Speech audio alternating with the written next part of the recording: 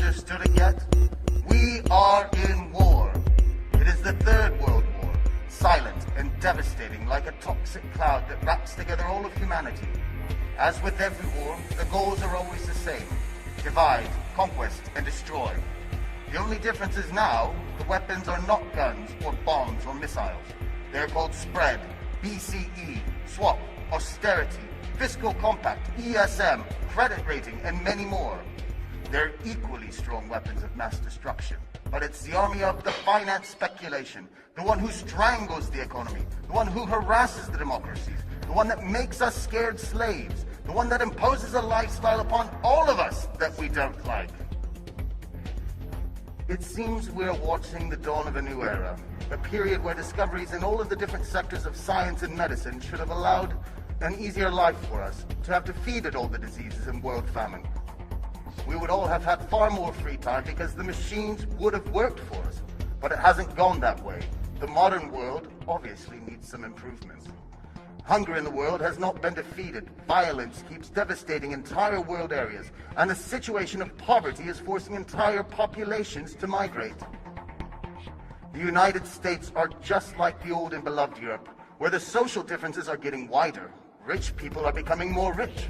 The middle class is being pushed towards poverty, and the lower class spirals uncontrollably towards misery.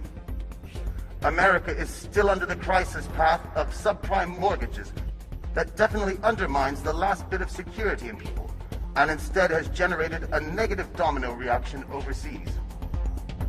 On the other side, the European side, the EU states themselves are so strangled by debt balance sheets that a big part of the state income is destined to pay just the interest without any possibility to reduce the debt itself. America and Europe should have been the ones supported by the rest of the world. Instead, they have been crushed by the most powerful financial crisis in history, which has brought social and cultural implications still to be fully understood. Are we so sure that the American and European situation had different origins as the media wants us to believe? Or instead, are they just two faces on the same coin?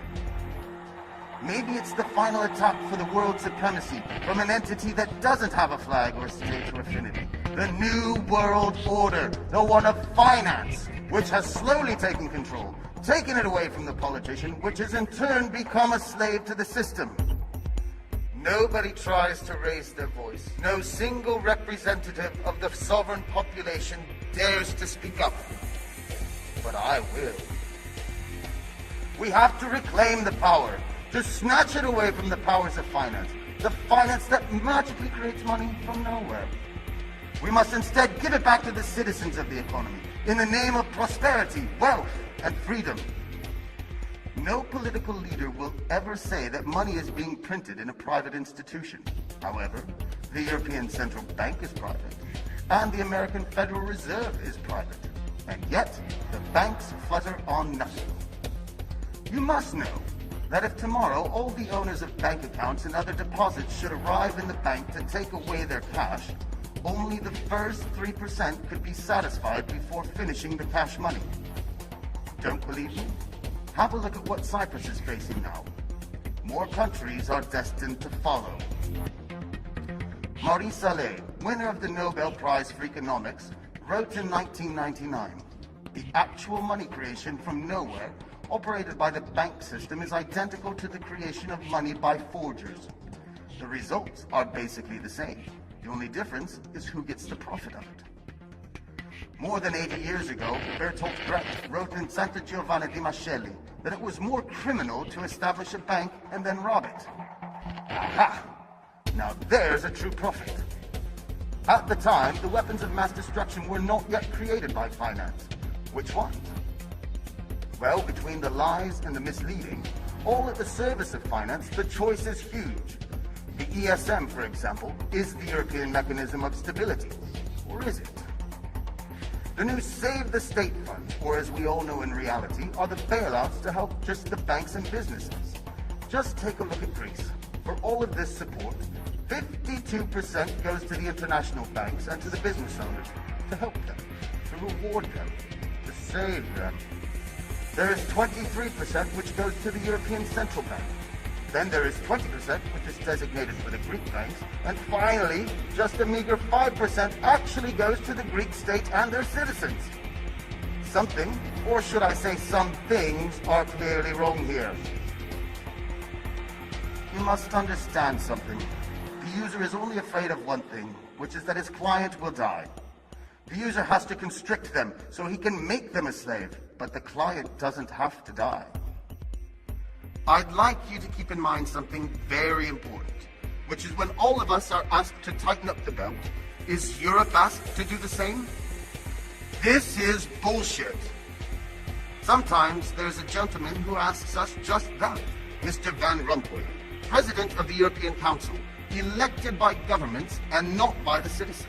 This person has been called out publicly by a British deputy in 2010 as being, quote, expert, capable, and dangerous, the silent killer of European democracy and European nations. No. He is wrong. He is just another slave of finance. A slave of the big banks, of Goldman Sachs, One for All, the big names, Bilderberg, Aspen, Trilateral, and these names, these conspirators, they all want us to believe that it's a lie. Conspiracies, as they call it, but instead it's all true. We are familiar with one of the big, powerful people in the world. 50 years ago, in 1963, President Kennedy signed the 1110 Act, where he took away the exclusivity from the Federal Reserve and gave the Treasury Department the faculty to print money. This was a big strike to overpower the Fed, which, by the way, is a private bank, and also the banking system.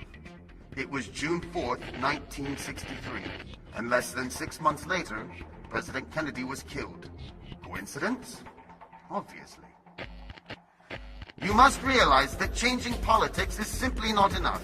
Even swapping out the old castes in the current parliament won't work. The real revolution is an internal act. It is in our conscious, and it is based on changing our mental perception, to pass our egocentrism, and to acknowledge what is the final goal in our society. Not the profit for a few, but a wealth for all. You, just tell me, are you happy? So, from this moment, since the finance started the war, I declare to the men and women of power, so big, so few, so timid, with what weapons shall we fight back? With the power of information, with communication and the sharing of my knowledge, with all of the people in the world rising up as one voice. Now, they know that I know, but now you know as well. My friends, happiness is freedom. Freedom is still in the distance, but the choice has been made.